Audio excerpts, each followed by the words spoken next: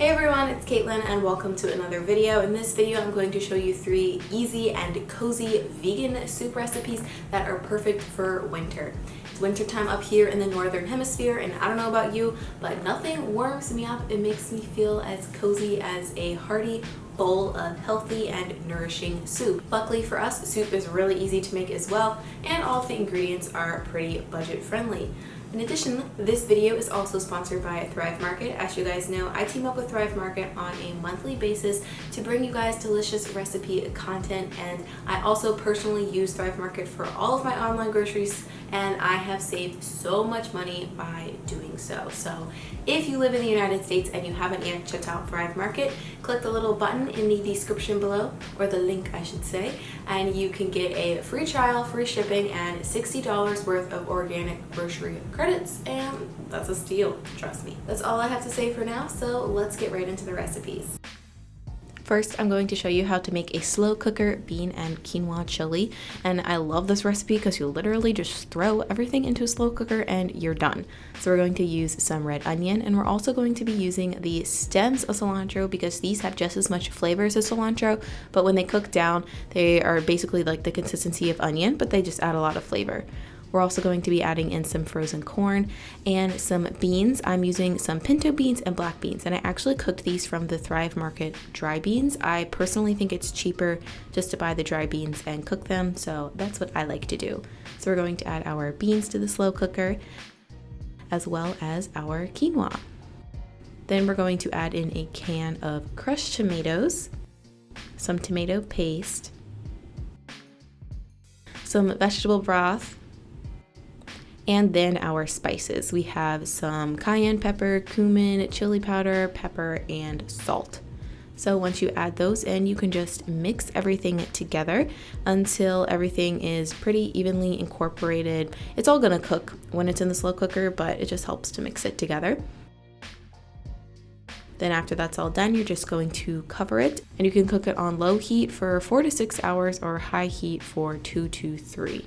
Afterwards, it's going to look a little bit something like this. I personally like my chili to be more thick, but if you wanted to thin it out with more vegetable broth, you could totally do that as well. Either way, I would totally recommend that you top it with some fresh cilantro, and everything is better with avocado, so I did that as well. Plus, I added a sprinkle of nutritional yeast because you guys know I'm obsessed with it, and it's even good if you add some extra hot sauce on top too. But that is it for this recipe. So next I'm going to show you how to make a red pepper and tomato soup with some crispy basil chickpeas. So first we're going to make our crispy chickpeas, and before we drain our canned chickpeas, we're actually going to take about half of a tablespoon of the aquafaba, which is the liquid, out of the can. Then once you rinse and drain your beans, you're going to add them to a bowl with that half of a tablespoon of reserved aquafaba. Then we're going to add in our dried basil and our salt, and you're just going to mix everything together until the chickpeas become evenly coated with the basil. And we're going to pop this into an air fryer. I just cooked mine in my air fryer because it was faster and they come out nice and crispy, but there's also oven instructions if you don't have an air fryer as well. But for now, I just put the chickpeas into a separate bowl and set that aside while we work on our soup. For this soup, we're going to add a splash of water to a pan with some shallots and garlic, and we're just going to saute those over medium heat until they become translucent. Then we're going to add in a can of chopped roasted red peppers. I got mine from Thrive Market. I just feel like it's easier to use canned than to make them yourself, but you can make them for yourself if you want to too. Here I'm also adding 3 cans of fire roasted tomatoes, as well as a can of tomato paste. Then to make our soup nice and creamy, we're going to add in a can of full fat coconut milk and some vegetable broth just to thin it out a little bit more. So then we're going to mix everything together. Then you're just going to mix everything as you bring the mixture to a boil. And once it starts to simmer, you're just going to let it simmer for 10 to 15 minutes so all of the flavors can incorporate nice and evenly. So then after the soup is cooked, it's going to look a little bit something like this. If you have an immersion blender, you can blend it in the pot, but I do not, so I just put mine into my blender, blended it up, and then poured it back into the pot. And as you can see, it becomes nice and thick and creamy. And then when you're ready to serve the soup, just put it into a bowl and top it with some of those crispy basil chickpeas. There you have it. This soup is so good. I love the depth of flavor that the roasted red peppers add to it. And last but not least, we're going to be making a loaded chicken noodle soup. So first, we're actually going to be making our own vegan chicken. And you're going to take some cannellini beans, some poultry seasoning, some salt, nutritional yeast, and some tahini. You're going to put all of that into a blender or food processor and just blend that up until it becomes a smooth dip, I guess kind of like a hummus, if you will. Then we're going to add our vital wheat gluten, and this is what's going to make the base of our meat. And you're just going to blend that up, and as you can see, the dough will shake the food processor, but this is actually a good thing because it's less work for us later. So the food processor is sort of kneading the dough for us, and as you can see, it's going to form some almost spongy, like elasticy, in a good way, balls. So we're going to put those balls or that dough onto a surface. I just did it into a bowl because it was easier to knead. And you're going to knead it for between 5 and 10 minutes to activate the gluten. If you whip it in your food processor for a little bit, you can knead it for less. But after it's done, as you can see, it has a really nice texture here. And this is going to make our vegan chicken. So you're just going to cut the seitan in half and then roll out each of those halves into sort of sausages.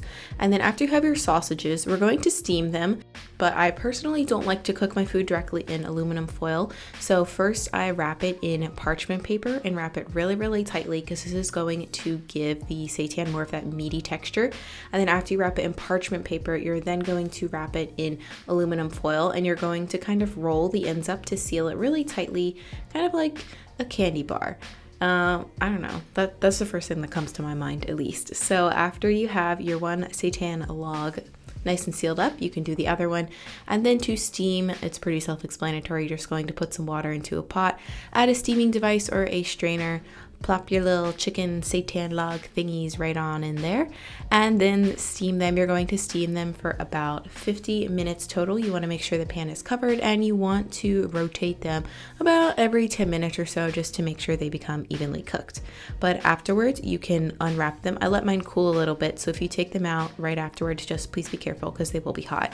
And then we're going to cut these up into our chicken. So I just cut mine into circular strips to start out, and then I cut each of those circles into smaller bite-sized pieces. And I personally think it's really fun to make your own vegan meat alternatives, but if you just want chicken noodle soup and you don't want to go through that effort, you can just use some store-bought chicken as well. So now for our soup, I wanted to make mine with ramen noodles because I thought that was more fun. And I found these really cool ones made from millet and brown rice on Thrive Market. So I just popped them in a pot of boiling water and cooked them according to the package instructions. And now we're going to get on to our actual soup. So we're going to add some onion into a pot with some water or oil. Then we're going to add in some thyme, black pepper, carrots, and celery. And we're going to saute this again for a few more minutes until the celery becomes translucent. And then after the celery is more clear and the flavors have combined, we're going to add in our vegan chicken as well as some chicken flavored broth. So it's vegan still, but it just has a chicken flavoring to it. And I think this really helps add to the chickeny flavor of the chicken noodle soup as well as the poultry seasoning. So we're going to bring this to a boil, let it simmer for again another 10 minutes or so, just so all the flavors can combine. Then we're going to add in our cooked noodles and some fresh parsley, and then we're just going to stir this all together and it's ready to serve. If you're making a big batch of this, I would actually recommend only adding the noodles to your own bowl and keeping them separately because noodles always get soggy with time and tend to absorb a lot of liquid with the soup. So that's why I would just recommend keeping them separately, but you can do whatever the heck you want. It's your life. You're the driver. That was a bad analogy. I don't know, but you know. And that is it for this video. Let me know in the comments below which recipe you like the most and which one you want to make first. The slow cooker chili is perfect for your meal prep. The chicken noodle soup is great if you're feeling a little bit under the weather. And the roasted red pepper soup just tastes really, really fancy and looks fancy too, but it's so easy to make. So honestly, you really can't go wrong with any of them. Also, don't forget to check out that link for Thrive Market in the description box below if you want to save money on your own groceries. And if this is your first time seeing one of my videos, videos and you like what you see here, feel free to hit that little subscribe button right down there. I post 2 new videos every single week. Other than that, thank you all so much for watching. I really appreciate it, and I hope you have a great rest of your day, whatever time of day it is for you. I will see you in the next video. Bye!